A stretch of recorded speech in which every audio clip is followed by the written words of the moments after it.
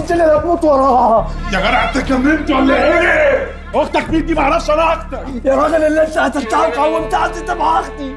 اختي يا جدع، اختي حيوان، اختي. استهدى بالله اوعى كده، دي اختك. ما كنتش اعرف يا حسين. يا راجل استهدى بالله يا عم، يا استهدى راجل بالله. انا اللي بعيشك بايدي عشان تموتها يا جدع. ليه؟ ليه يا عم؟ يا جدع انا كنت فاكرها من صاحبة البيت. صعبت البيت ايه يا عم؟ كلمتك كتير وانت ما ردتش. ليه يا عم؟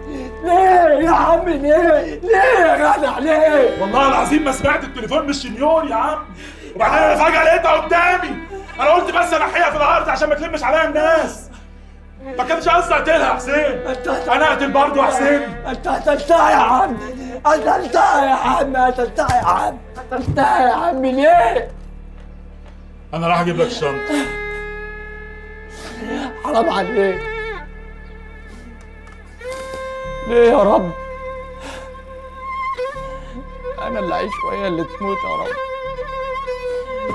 وهي اللي تموت يا رب وانا اللي اعيش ليه يا رب؟ ده عدلك، ده عدلك يا رب. استغفر الله العظيم، استغفر الله العظيم يا رب. حسبي الله ونعم الوكيل فيك. ربنا ياخدك. طب خد يا عم حاجتك. ربنا خد يا عم ياخدك. الشنطة بتاعتك.